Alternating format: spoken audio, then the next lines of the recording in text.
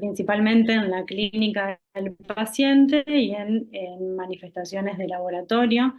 El anticuerpo más sensible que tenemos es el FAN o el antinuclear, que el valor de corte que consideramos como positivo es mayor a 1,80. Igualmente hay que tener en cuenta que un FAN positivo no es sinónimo de lupus. Si bien el FAN está presente en el 95% de los pacientes con esta enfermedad, hay un 5 o un 10% de la población sana que también lo puede tener positivo. Y es más frecuente en mujeres en una relación 9-1. En cuanto a la clínica que podemos encontrar, es muy variada. Podemos tener a nivel neurológico, cefalea, meningitis aséptica, convulsiones, psicosis, mielitis, síntomas constitucionales como fiebre. A nivel cutáneo, lo más conocido es el rash malar.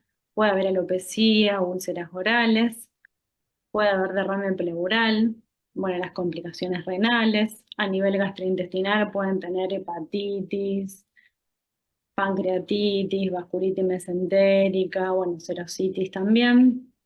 A nivel hematológico, anemia hemolítica, leucopenia, linfopenia, plaquetopenia, artritis y miositis. Bueno, pueden presentar fenómeno de Raynaud. Y a nivel cardíaco también, pericarditis y derrame pericárdico es lo más frecuente. Esto se los puse simplemente para que vean, son los criterios clasificatorios, que son los últimos del 2019, para que tengan en cuenta que dentro de los criterios, la serositis, la pericarditis aguda, derrame pleural y pericárdico forman parte de estos criterios y tienen un alto puntaje.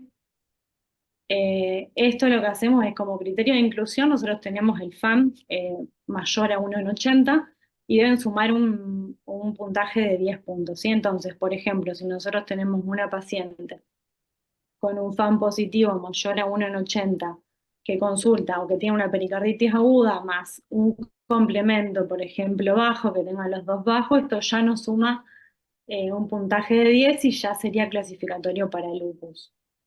Estas son todas las clínicas y esto es todo lo de laboratorio que entran los criterios. Bien, hasta ahí, si voy muy rápido me dicen. Juan y Ana es Bueno, lo mismo, ¿no? sí, es lo mismo. Mm. No, vamos bien. Bueno, entonces, con respecto a las manifestaciones cardiológicas del lupus, un 40, un 50% va a tener manifestaciones que en general es asintomático, solo el 7 al 10% va a tener clínica.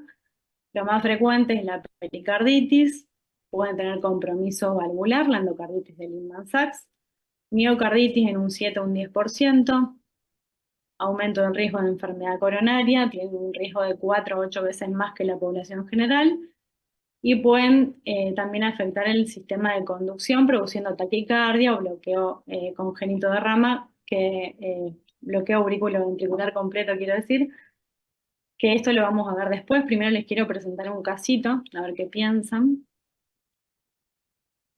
Que esta es una mujer de 35 años que consulta al SER por taquicardia persistente, disnea al esfuerzo moderado, dolor torácico atípico y registros subfebriles. Como antecedentes, recientemente le habían diagnosticado lupus, está en tratamiento con hidroxicloroquina, con prednisona y con micofenolato, por compromiso articular, cutáneo y renal, tiene una nefritis lúpica grado 3 y un SLEDAI de 16, que el SLEDAI es una herramienta que utilizamos para medir actividad, tiene en cuenta parámetros clínicos y de laboratorio, suma un puntaje y con eso vemos si tiene baja actividad, moderada o alta. Con este puntaje tiene una alta actividad de la enfermedad. Se le hizo un electro, tiene una taquicardia sinusal, niveles de troponina elevados en el laboratorio y un ecocardio con disfunción sistólica, un FEI del 30% y un ventrículo izquierdo hipocinético. ¿Qué piensan hasta acá en esta paciente? Hay que contestar desde cardio. Desde lo que les parezca. Eh, Bien, si no, parece sí. ser parece haber una insuficiencia cardíaca del todo. No, pero no hablen todos juntos. Dale, a ver. Lo que podemos decir hasta ahora es que puede ser una insuficiencia cardíaca de novo y la taquicardia sinusal podría eventualmente ser un fenómeno compensador de esa insuficiencia cardíaca. La, tendería a creer que el lupus está relacionado como su etiología, pero bueno, de cardio diría eso, que tiene una insuficiencia cardíaca nueva y la taquicardia sinusal es un fenómeno compensador inicial del cuadro, Ujú. pero que sugestionado por lo que estamos viendo podría ser un fenómeno arrítmico por la enfermedad de base Claro. también. Ujú. Ese había. Y el compromiso de los niveles de troponina, este, no me gusta nada porque quiere decir que hay afectación miocárdica y Ujú. que el cuadro no es nada inocente, no es nada inocente.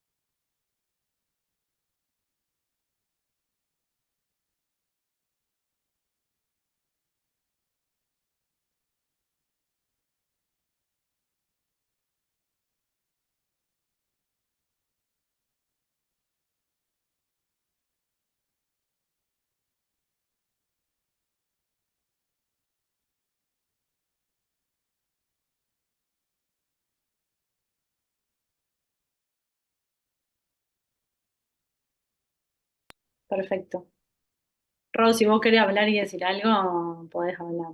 No, no, está bien, eso es lo que les iba a preguntar, pero ya lo dijeron. Si ustedes creen que esta paciente con esta edad tan temprana se puede haber infartado.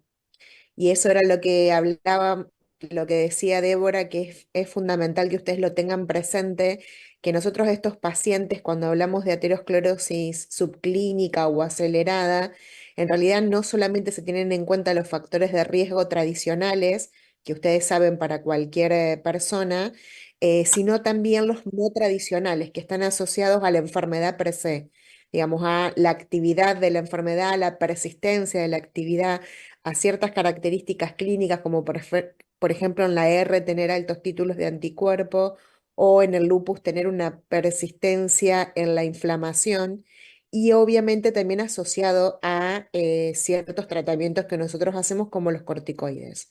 Entonces siempre es fundamental que ustedes piensen en esto a pesar de que nosotros, digamos, que sean pacientes jóvenes y a lo mejor no tengan ninguno de los factores tradicionales, pero siempre piensen en esto, los no tradicionales que están asociados a los tratamientos y a la inflamación de la enfermedad, que es son inflamaciones sistémicas que no solo afectan el órgano que, por ejemplo, está en juego, no sé, si tiene una glomerulonefritis o si tiene una pericarditis o si tiene una vasculitis, sino que es sistémico. Entonces eso es fundamental que lo tengan presente.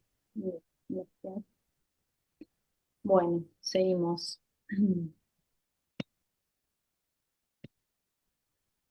Bueno, dijimos que una de las complicaciones más frecuentes en el lupus es la pericarditis, que en general es asintomático, se puede presentar con dolor torácico, disnea, palpitaciones. En el electro en general podemos encontrar depresiones del ST, en el de ecocardio, bueno, derrame pericárdico. Como complicaciones pueden tener una pericarditis constrictiva y taponamiento cardíaco, que si bien es muy raro lo pueden tener. El tratamiento va a depender, obviamente, de acuerdo a cómo esté el paciente, a la gravedad. Podemos agregar corticoides si pensamos que es por la actividad, dosis bajas, y ajustar los inmunosupresores de acuerdo a la actividad de la enfermedad que tengamos. En casos severos pueden requerir una pericardiocentesis y en casos recidivantes podemos usar colchicina. Con respecto a lo valvular, es lo segundo en frecuencia. En general también es asintomático. En casos de compromiso severo pueden presentar disnea. Eh, Esto se asocia frecuentemente al síndrome antifosfolipídico y al lupus de larga evolución. La forma clásica es la de Lehmann-Sachs, que afecta más que nada la mitral y produciendo insuficiencia. Y hay que estar atentos a fenómenos cardioembólicos y de sobreinfección y hacer profilaxis con antibiótico en procedimientos de alto riesgo de bacteriemia. Con respecto a la miocarditis, se ven un 7 o un 10%. En general también puede ser asintomática o presentarse con dolor torácico, taquicardia, pueden tener fiebre, palpitación, podemos encontrar un aumento del eritro, de la CPK-9. En general lo que se encuentra es una taquicardia sinusal. En el ecocardio, una hipoquinesia global podemos llegar a ver y la depresión de la función sistólica. Y es importante tener en cuenta como factores de riesgo para el desarrollo de miocarditis la actividad de la enfermedad y el compromiso renal. El tratamiento, bueno, lo mismo que dijimos antes, con prednisona, los inmunosupresores, y en casos severos o de gran compromiso hemodinámico pueden llegar a requerir pulsos de glucocorticoides. Lo de la enfermedad coronaria que venimos hablando, el control estricto de los factores de riesgo. Y en cuanto al sistema de conducción, bueno, pueden tener taquicardia sinusal, bloqueo ventricular. Es importante tener en cuenta en las embarazadas lúpicas con anticuerpo anti-Rho positivo, que este traspasa la membrana transplacentaria y tienen riesgo de bloqueo ventricular congénito en un 2% de los casos, que esto asciende al 19% en un segundo hijo, y hay que hacer ecocardiogramas fetales seriados entre la semana 18 y 24. Bueno, entonces, volviendo a la paciente, tenemos una mujer de 35 años que tenía taquicardia, disnea, dolor torácico y fiebre. Le habían diagnosticado recientemente lupus con una alta actividad de la enfermedad, tenía compromiso articular, cutáneo y renal. Teníamos taquicardia sinusal, aumento de la troponina como dato positivo del laboratorio. Y en el ecocardio, la depresión de la función sistólica y el ventrículo izquierdo hipocinético. Entonces, lo que veníamos hablando, ¿cuáles de estos les parece el más probable? ¿Qué piensan de la cardiopatía isquémica? Que fue más o menos lo que dijeron ustedes, lo que dijo por ahí ese, que es importante que lo tengamos en cuenta. Yo creo igualmente en este caso que por ahí podríamos descartarlo, no tenemos otro factor de riesgo asociado, si bien lo tenemos que descartar cuando ingresa, no parece ser el caso de la paciente. ¿Qué les parece de una toxicidad por hidroxicloroquina? ¿Qué experiencia tienen ustedes con esto? ¿Han visto algún paciente, sobre todo en la pandemia? No sé si les tocó laburar en esa época donde se utilizaba la Sí, a mí hidroxicloroquina. me tocó trabajar, pero no me acuerdo de haber visto algún paciente con intoxicación por... Bueno, porque esto, en realidad la hidroxicloroquina es, ¿cómo? No, lo que les contaba que la hidroxicloroquina en realidad es como para nosotros el caballito de batalla y es la medicación que habitualmente hace que los pacientes, cuando uno tiene un diagnóstico temprano de una, sobre todo del lupus, eh, evita que el paciente desarrolle formas graves en la evolución de su enfermedad. Con lo cual es una medicación que nosotros utilizamos habitualmente y salvo contraindicaciones muy específicas, es una medicación que se les da a todo el mundo, incluso obviamente a las mujeres embarazadas y lactando. La oxicloroquina se llevó una mala prensa, porque bueno, se ha utilizado en pacientes con COVID y obviamente se ha utilizado en la masividad, entonces hubo algunos casos reportados de bloqueo AB, de inflamación miocárdica, pero en realidad después me acuerdo, no me acuerdo en qué revista, no sé si en Lancet había sacado una advertencia sobre la hidroxicloroquina que después se retrotrajo digamos, lo que lo habían escrito, diciendo que en realidad los datos que había no eran suficientes, en realidad lo que a todos esos trastornos de la conducción, más que la droga que se podría haber utilizado, o la combinación con los macróglidos que también se utilizaban para el COVID. Pero como ustedes lo dijeron, la toxicidad por la hidroxicloroquina es muy rara y sobre todo en una paciente que hace poco que lo está utilizando, la dosis se acumula y habitualmente nosotros hacemos los controles sobre todo por la maculopatía, que al ser dosis acumulable después digamos, de cierta cantidad de dosis, que son años de tratamiento, puede generar una maculopatía, por eso se controla, pero a nivel cardíaco es raro la Yo sí lo que toxicidad, me acuerdo de sumamente raro. haber visto en la pandemia o en otros casos, es pacientes que estaban bajo tratamiento con cloroquina y tener que suspenderla o al menos discutir de suspenderla por la prolongación de QT que generan, pero No me acuerdo de haber visto alguna insuficiencia cardíaca. No, tal cual. Y igualmente la prolongación del QT también es raro por la droga per se. O sea, obviamente nosotros lo utilizamos en pacientes con enfermedad crónica, no en una situación de una infección aguda como fue Claro, lo del COVID. Eso estuvo bastante en discusión, pero en realidad de todos los pacientes que yo he tratado y supongo que debo también, nunca he visto una complicación por la hidroxicloroquina. Solamente he visto una paciente, pero que tuvo el diagnóstico de lupus como a los 7 años, o sea que tuvo más de 30 años de exposición y hizo una maculopatía, que se lo tuvimos que suspender. Pero el resto, no. Es fundamental que esto lo tengan presente porque para nosotros el hecho de que el paciente pueda hacer tratamiento con la hidroxicloroquina es fundamental para esto, para evitar las formas graves de la enfermedad. Se ha visto que pacientes que reciben hidroxicloroquina, entre comillas, se previene la aparición de formas graves. perfecto. Bien, entonces la descartamos también. Bueno, miocarditis viral, ¿qué les parece? Y nunca la puedes descartar del todo, pero no parece en este caso. Ah, no, una paciente inmunosuprimida, la miocarditis viral, no. Hay que pedirle todas las serologías e intentar descartarla. Taponamiento cardíaco, no sé si les parece que tiene algo. Creo que no tenía, ¿no? Por lo Ah, menos el eco no lo menciona, no tenía signos clínicos tampoco. la endocarditis infecciosa, si bien no aparece, también hay que tener en cuenta que tenga una endocarditis, que tenga vegetaciones asépticas ella y que se haya sobreinfectado.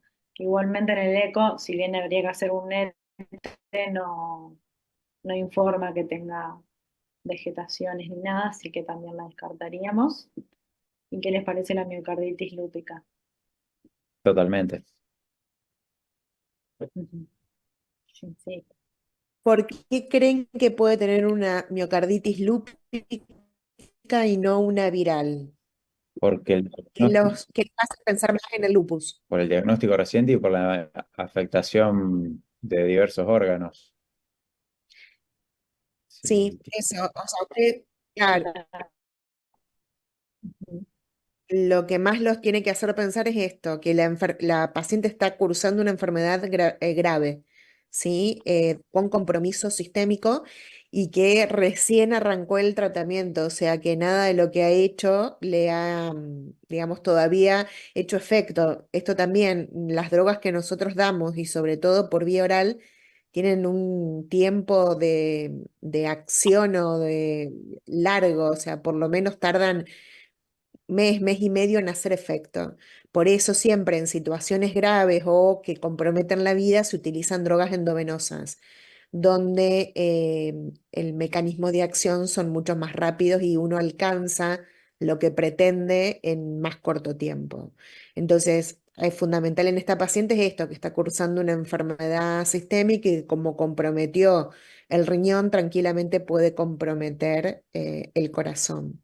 Y otra cosa que es fundamental que tengan presente es que los pacientes que nosotros vemos son pacientes, la mayoría, con compromiso grave, sobre todo en esta situación. O sea, el tener el compromiso de un órgano vital o como si fuera cerebro, corazón, riñón, tiene mucho más chance de al mismo tiempo generar el compromiso de otro órgano de estos. Entonces, eso es lo, digamos, lo primero que ustedes tienen que pensar y digamos, actuar en consecuencia de lo que piensan, porque lamentablemente no siempre vamos a tener la certeza.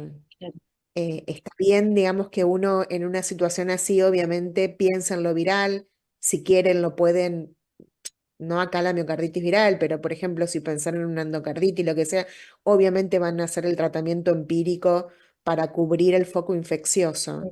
Pero si ustedes piensan que está teniendo un compromiso por el lupus, tienen que tratarlo como tal. perfecto. Sí, sí, lo que parece es que sea eso. Y es totalmente reversible con el tratamiento inmunosupresor. No sé si se acuerdan que tuvimos una paciente el año pasado, en mayo, por ahí, que entraba como con diagnóstico de dengue, que después el dengue se descartó, tiene una FEI del 30%. Sí, yo me acuerdo que la dejaban en Sí, cama 6 de coronaria. además, Claro. Creo que la Sí, ingresé yo. diagnóstico, sí, Caparro era el apellido. ¿cómo olvidarla? Bueno, ella ahora, hoy en día está perfecta, FEI conservada, hizo corticoides, la hidroxi y anduvo re bien. Los cuadros que dan más miedo que un infarto de los que vemos todos los días, chocados, porque les rezamos a ustedes porque no, solo podían hacer sostén. ¿Anduvo bien esta chica? Sí, re bien, está Qué bueno. perfecto. Bueno, seguimos. Ahora sigue. Ahí, ahí está. Bueno, no sé, Bueno, ¿alguna duda hasta acá que nos quieran consultar?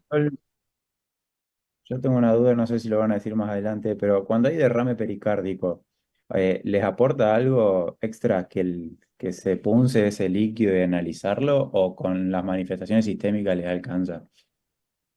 En realidad, a no ser, a ver, si el paciente, si vos sospechas que es reactivo de lupus, no. Obviamente, a no ser que tenga un taponamiento cardíaco, que eso es indiscutible. Lo No, que sí, sí a veces, la etapa diagnóstica, pregunto. Sí, no, no. Lo que sí a veces pasa es que vos podés sospechar que puede tener una enfermedad claro. infecciosa. Entonces ahí sí necesitas de poder hacer el diagnóstico diferencial. Ejemplo, o estos pacientes que están inmunodeprimidos que no tenga, por ejemplo, una tuberculosis. Entonces ahí sí o sí vas a necesitar poder tener el rescate del líquido y poder hacer esa diferenciación. Si no, habitualmente uno trata, digamos, con antiinflamatorios y ve la evolución. Siempre cuando uno tiene una situación aguda en estos pacientes, es la pregunta del millón, ¿está infectado o está teniendo una reactivación de su enfermedad base? A veces es muy difícil poder hacer esa diferenciación y se trata para las dos cosas. Pero esa sería, digamos, la indicación más precisa. perfecto. Bueno, hablando de esto que les digo de la aterosclerosis, está mi paciente que me han visto ahí en coronarias, Oscar Ballester. Obviamente Oscar Ballester tiene 78 años, o sea que tiene todos los puntos para tener la aterosclerosis como Dios manda por la edad que tiene. Pero tiene, no sé, 30 años de artritis reumatoidea, sumamente agresiva, con todas las características que contó Debo. Cero positiva, ¿qué significa? Que tiene altos títulos de factor reumatoideo o el anti-CCP, que es el anticuerpo anticitrulinado, que esos son como muy inflamatorios per se. Entonces él tiene el conjunto de factores de riesgo tradicionales, porque es hipertenso aunque no se trata, tiene dislipidemia, síndrome metabólico, sedentario, y además los que están relacionados a su enfermedad, sumamente agresiva, inflamatoria y con compromiso extraarticular. Eso es fundamental. El compromiso extraarticular es lo que llama más tiene que ser un signo de alarma para buscar la aterosclerosis prematura. En el caso de él, nódulos subcutáneos, que es la manifestación extraarticular más común en los pacientes. El otro compromiso que tienen muchas veces estos pacientes es el compromiso pulmonar, que también se ve como una enfermedad intersticial en pacientes que tienen una enfermedad muy agresiva. Y otra cosa también fundamental para que ustedes lo piensen, muchas de las drogas que nosotros podemos utilizar, que son estas drogas biológicas, a veces pueden empeorar la insuficiencia cardíaca de los pacientes. Por ejemplo, los anti-TNF, que se utilizan como primera opción en pacientes que son refractarios al tratamiento.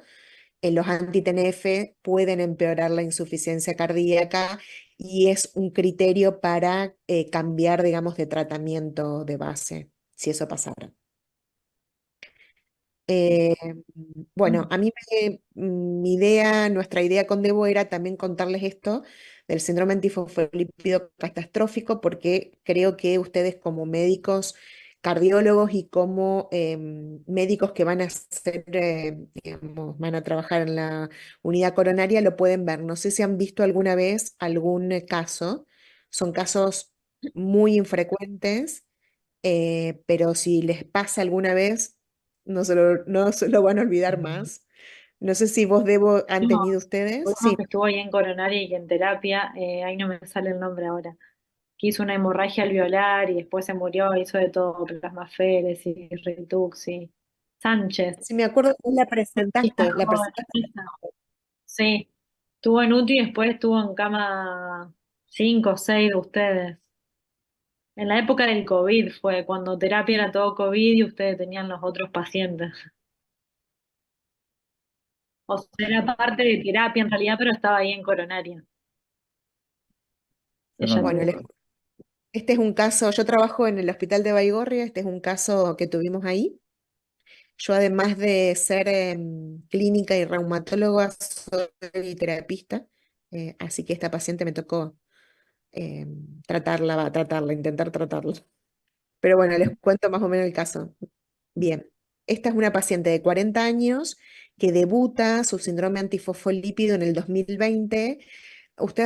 Bueno, les cuento más o menos, el síndrome antifosfolípido, en realidad, como todas las enfermedades que nosotros tratamos, son enfermedades que no tienen un criterio diagnóstico, no es como ustedes que, por ejemplo, para el infarto saben que tiene que cumplir tal o cual. Lo nuestro es juntar manifestaciones para decir este paciente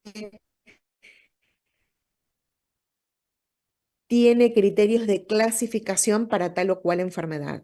En el caso del síndrome antifosfolípido, son manifestaciones trombóticas, arteriales y venosas o compromiso obstétrico, o sea, muertes fetales, aborto, prematurez, preeclampsia, eclampsia y además la positividad de los anticuerpos antifosfolípidos, que los anticuerpos antifosfolípidos para ser positivo tienen que tener más de 2 determinaciones, con un espacio entre las 2 determinaciones de 3 meses. Y el SAF, el síndrome antifosfolípido, puede ser primario, como en el caso de esta paciente, o secundario. La enfermedad que más comúnmente tiene SAF secundario es el lupus. ¿Sí?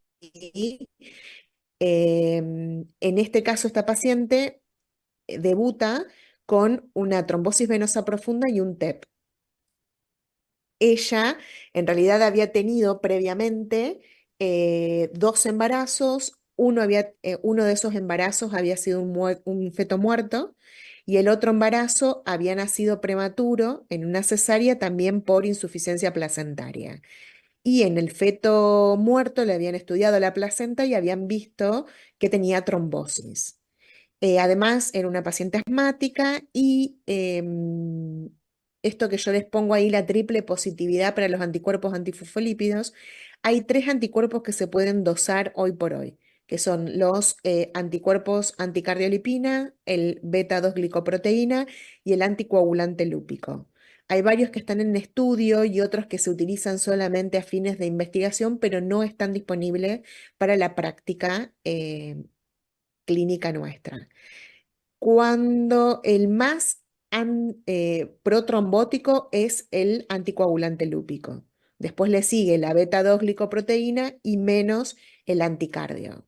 Los títulos también nos tiene que llamar la atención. Cuanto más títulos de anticuerpo tengan, más posibilidades de tener más enfermedad trombótica.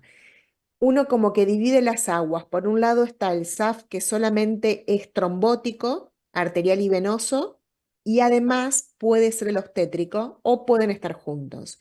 El obstétrico, habitualmente las manifestaciones solamente están cuando la paciente se embaraza.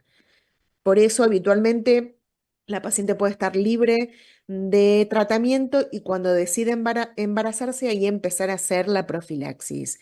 En cambio, los trombóticos sí tienen que hacer tratamiento por siempre. Y más en esta paciente que tenía manifestaciones trombóticas, más manifestaciones obstétricas, más la triple positividad. Cuanto más positivos tengan y títulos más altos, más posibilidades de repetir los eventos en el tiempo. El tratamiento es la anticoagulación. Obviamente nosotros en nuestro medio Lo que se utiliza son los antagonistas de la vitamina K, digamos la warfarina o el acenocumarol. Por el ambiente hospitalario, el acenocumarol es el que está disponible. Los nuevos anticoagulantes orales, que son divinos para muchas situaciones, están contraindicados en el SAF porque todos los estudios que existen hasta el momento hablan de incluso mayor complicaciones, sobre todo con mayor posibilidades de retrombosis, por lo cual lamentablemente no se pueden utilizar en pacientes con SAF. La anticoagulación habitualmente es de por vida, como les decía, en estas situaciones. Y obviamente se utiliza la heparina en casos de agudos o en casos de embarazo. Muchos de estos pacientes tienen una enfermedad difícil de tratar, que quiere decir que no pueden llegar al rango terapéutico del RIN. Acá uno necesita de RIN altos, por arriba de 3 o 3,5. Eso significa que el paciente está bien anticoagulado, ¿sí? Bien, esta paciente debuta en el 2020. Un año después hace un nuevo episodio de trombosis y de TEP y hace una hipertensión pulmonar severa. Fíjense, por eco tenía una presión pulmonar estimada de 110 milímetros de mercurio, con una dilatación severa de las cavidades derechas y con una trombosis por la tomografía que se veía de la vena ilíaca hasta la femoral. Y el RIN en ese momento era 1,8, o sea que, digamos, siempre subterapéutico. Un año después vuelve a hacer otro evento, un TEP bilateral. En este caso tiene asociada plaquetopenia. La plaquetopenia es uno de los síntomas que se dicen no criterio. O sea, hay muchas manifestaciones que son no criterio, que no están dentro de lo que yo les contaba, que son trombosis arteriales, venosa y las complicaciones obstétricas. Pero la suma de la plaquetopenia es un factor también de mal pronóstico. El RIN sigue estando bajo y tiene persistencia de la triple positividad, o sea que las posibilidades que haga retrombosis siguen estando sumamente altas. Y en el 2023 hace el evento final, digamos, donde fallece, donde ingresa por hemóptisis y insuficiencia renal aguda. Ahí llega para respirador, inestabilidad hemodinámica, requiere obviamente de dosis altas de inotrópicos, diálisis. En ese momento tenía un RIN un poco pasado de 3,9. Se hace tratamiento de sostén, se hace tratamientos de pulsos de corticoides, se hace la infusión de gamma globulina y fallece a las 24 horas. Las gamma globulina es una herramienta que nosotros utilizamos de salvataje muchas veces en estas situaciones, por ejemplo, que decíamos anteriormente que no podemos discernir rápidamente si el paciente está infectado o si está teniendo una reactivación de su enfermedad de base. Entonces, las gamma globulinas lo que hacen es neutralizar los anticuerpos que están dando vuelta. En el mientras tanto podemos nosotros descartar un tratamiento inmunosupresor más agresivo. La próxima. Fíjese, este era el laboratorio de ingreso a terapia. 20.000 plaquetas, tiempos de coagulación prolongados, elevación de las transaminasas, la interleuquina 6 también estaba elevada. eh, También ahí es discernir si esto puede haber sido un síndrome de distrés respiratorio del adulto secundario a un proceso infeccioso, el fibrinógeno también, y los cultivos que terminaron siendo negativos. Pero estos cultivos no tenían VAL, o sea, solamente aspirado traqueal.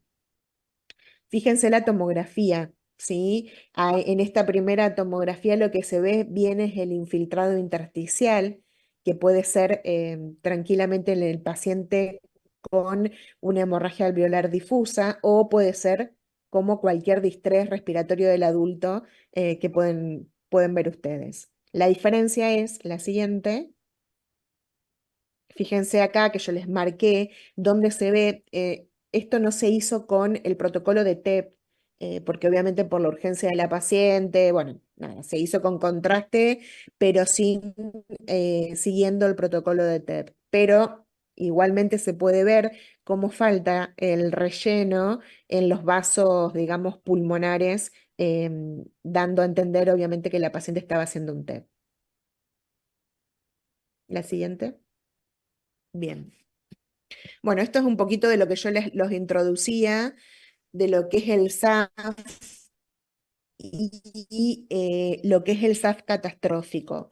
El SAF catastrófico representa el 1% de mortalidad altísima, que puede llegar hasta el 70%. Y siempre va a estar desencadenado por algo. Habitualmente, y lo más común es que sea un proceso infeccioso, ¿sí? Después le sigue procedimientos quirúrgicos de rutina que a lo mejor el paciente tiene que hacerse, neoplasias, traumatismos, alguna reactivación de su enfermedad de base, como la más frecuente es el lupus, una reactivación del lupus, complicaciones del embarazo y también el tratamiento errático o la suspensión de la anticoagulación, que nuestra paciente... Cuando dice infección, ¿es una simple virosis de vía aérea o eh, tiene que ser algo de jerarquía?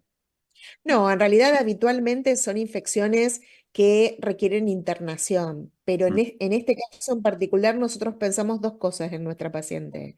Que haya tenido un COVID, que no pudimos rastrearlo porque falleció antes, o sea, cuando se pensó se sacó la PCR como, en realidad como para tener una cuestión más académica, porque no iba a cambiar, digamos, el pronóstico.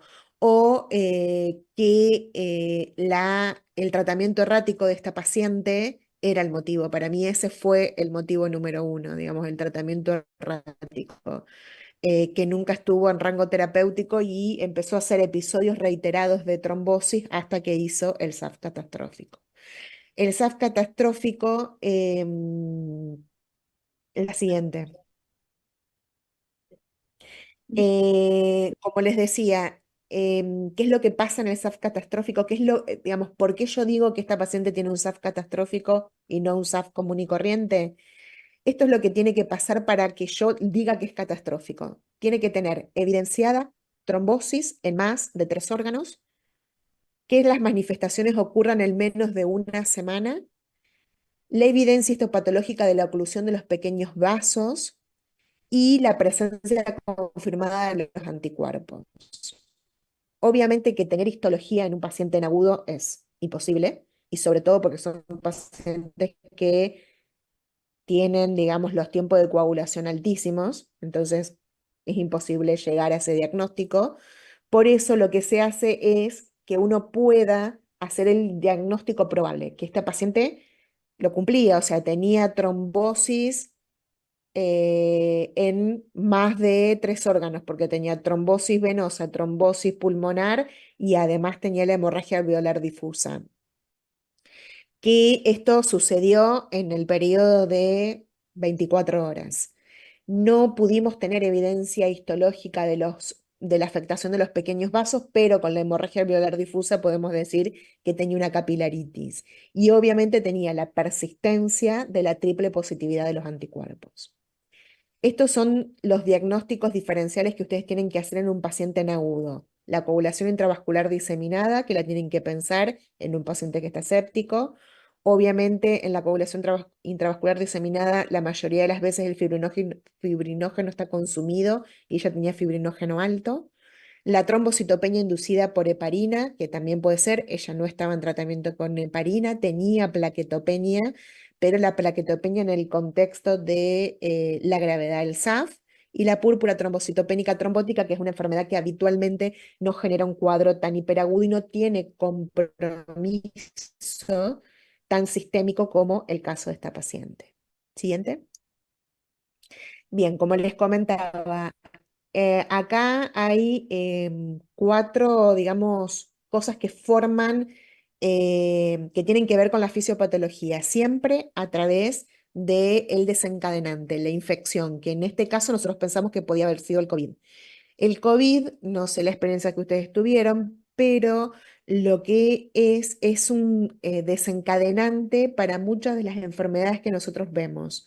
Los pacientes que tuvieron infección por COVID o aquellos que tuvieron enfermedad grave por COVID, un porcentaje no despreciable desencadenó una enfermedad autoinmune. Vasculitis,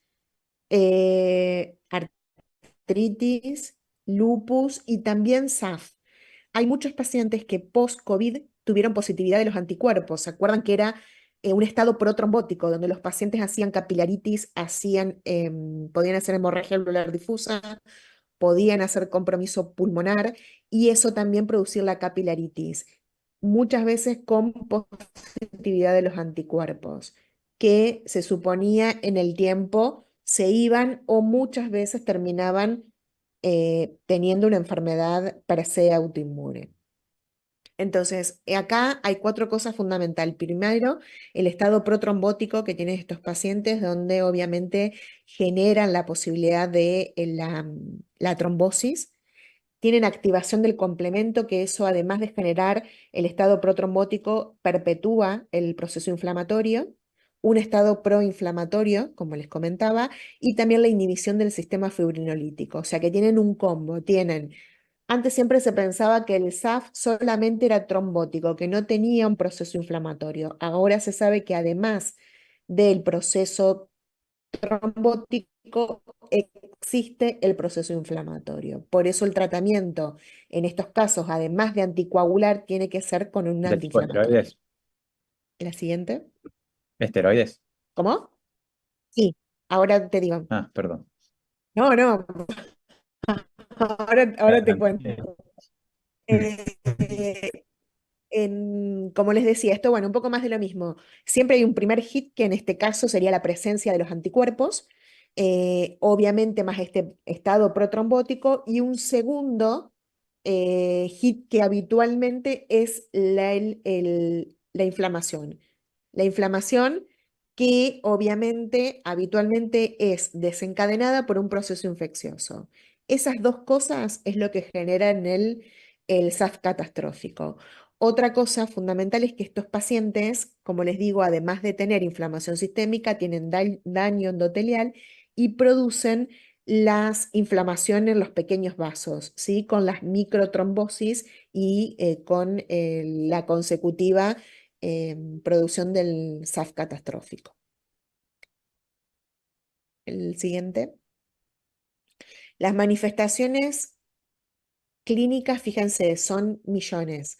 Las más frecuentes siempre van a ser pulmonares y renales, ¿sí? Pulmonares, síndrome de distrés respiratorio del adulto, hemorragia alveolar difusa, hipertensión pulmonar. Y las renales, habitualmente digamos, la insuficiencia renal por microangiopatía trombótica. Acuérdense que esta paciente también aparece con falla renal y con falla respiratoria.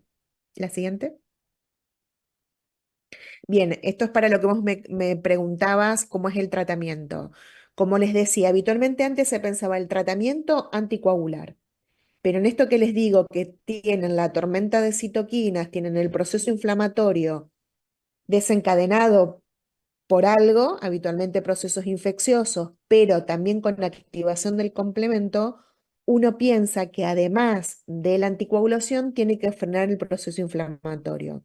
Habitualmente se hacen pulsos de corticoides, pero a veces es tan difícil discernir esto que les digo en relación a si el paciente está infectado, que es lo que le desencadena el SAF catastrófico.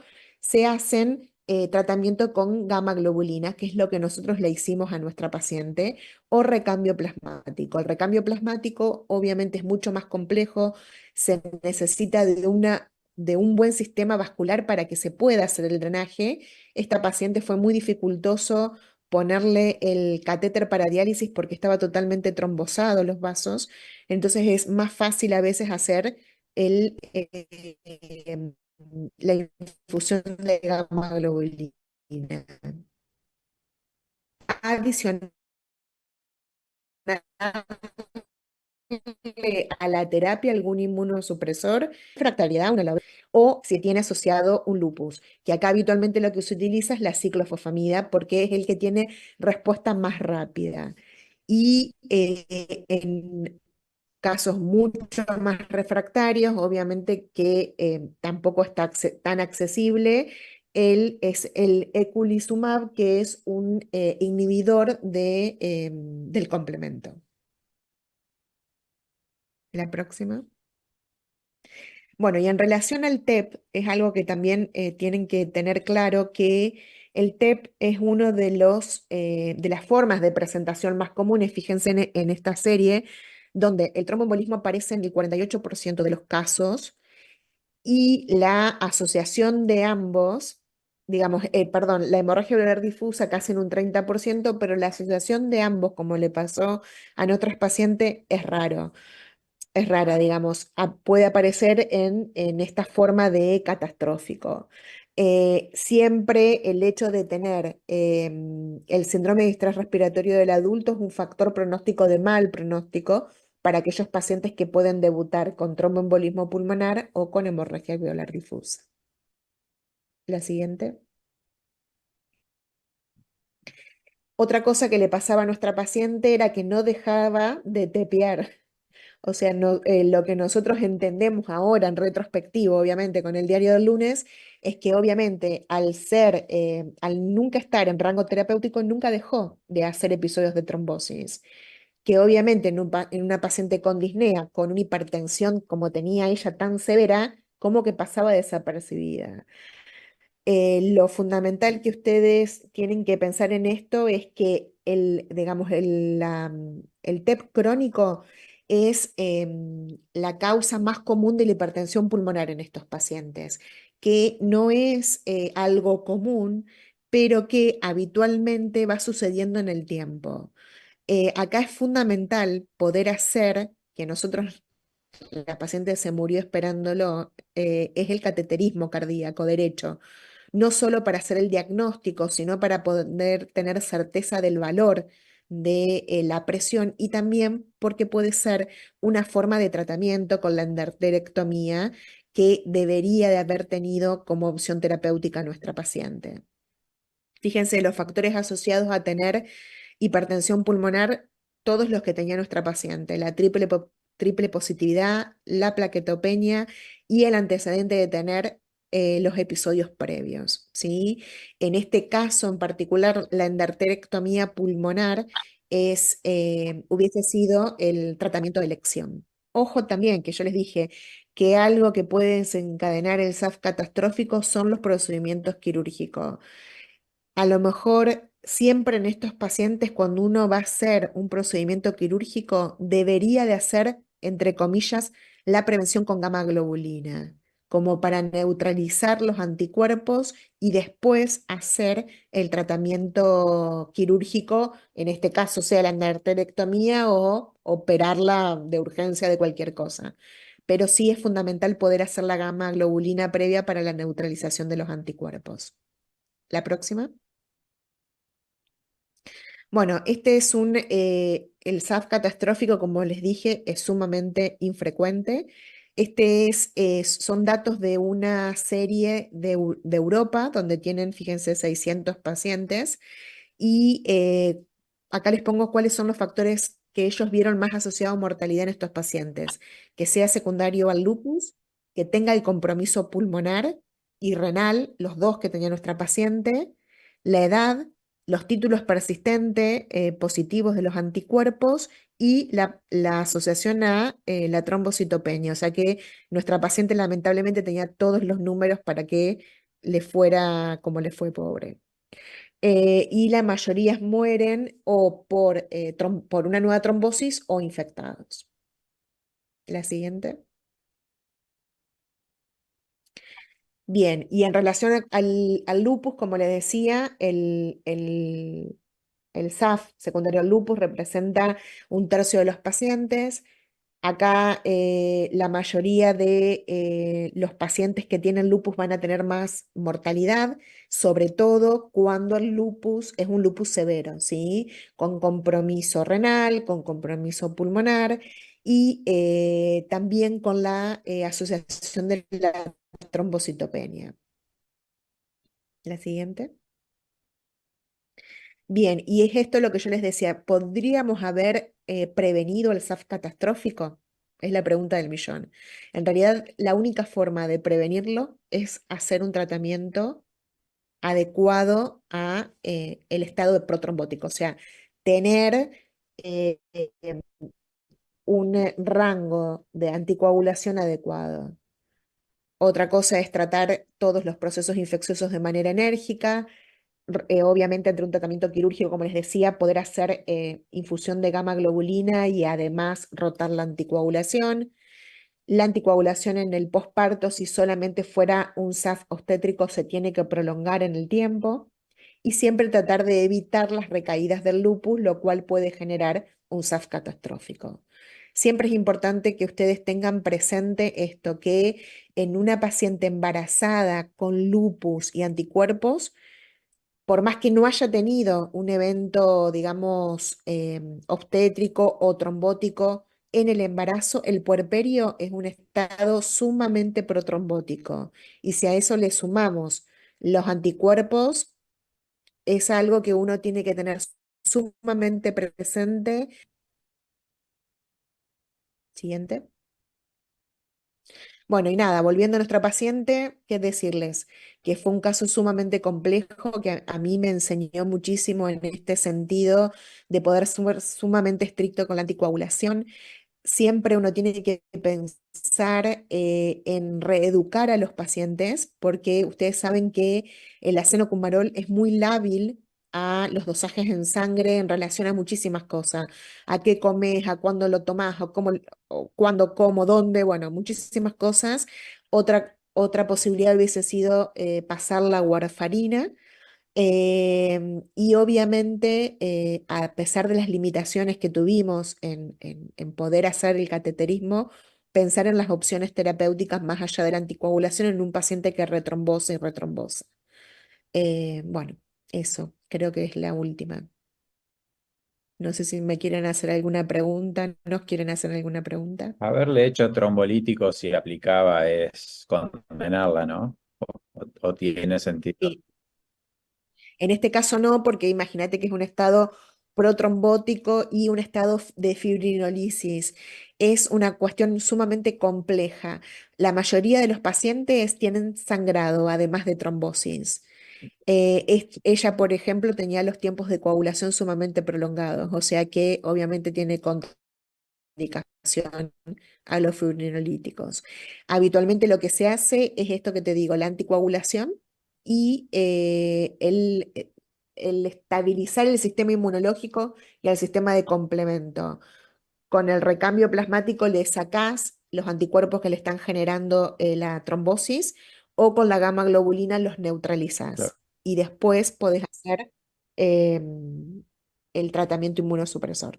Y la anticoagulación en ella también difícil, con plaquetopenia como tenía, y si tenía ¿Cuál? una hemorragia, Sí, no, tremendo. todo Sí, muy no, no, la anticoagulación no se pudo complejo. hacer, obviamente, en esas 24 horas, pero como les decía, fue sumamente complejo colocarle una vía central y el catéter se lo tuvieron que hacer bajo eco porque no paraba de sangrar y cuando le pasaban el pelo se trombosaba. Eh, sí, sumamente complejo, sumamente difícil de ventilarla porque obviamente no paraba de sangrar. Eh, Otra cosa que se puede hacer en estos casos también, pero son como medidas de salvataje, hacer los inhibidores de los factores de la coagulación, que a veces se usan en trombofilias o se usan, digamos, en hemofilia, por ejemplo, eh, pero también son protrombóticos. Entonces, es muy complejo, muy complejo.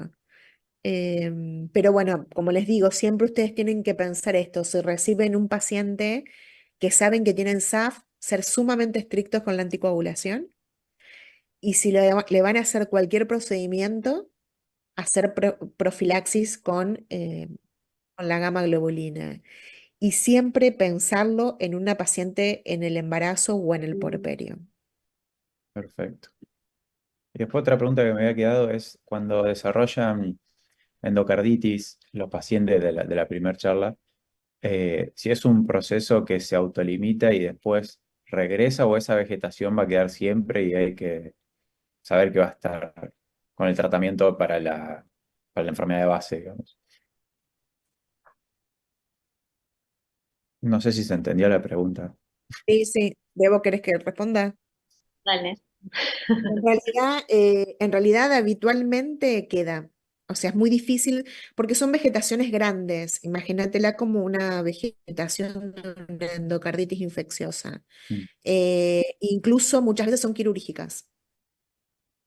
No es Perfecto, que van a retrotraerse con el tratamiento médico, por así decirlo.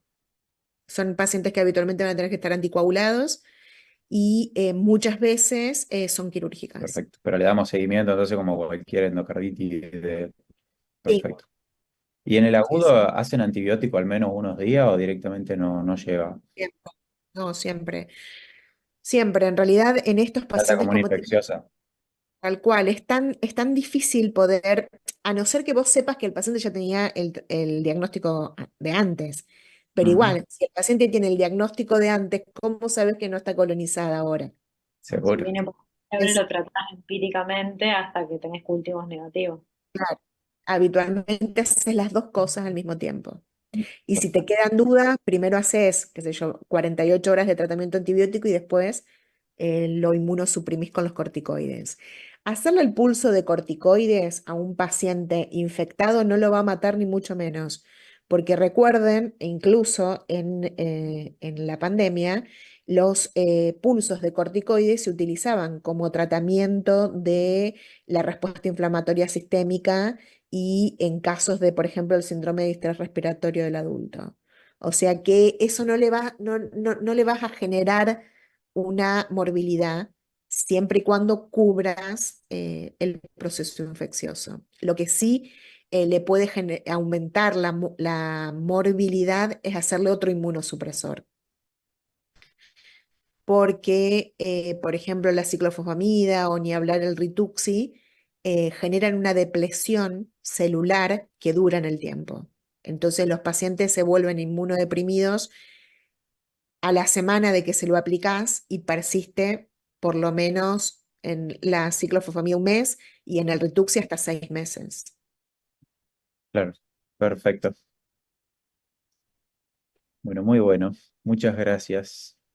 Por favor, gracias a ustedes por la invitación.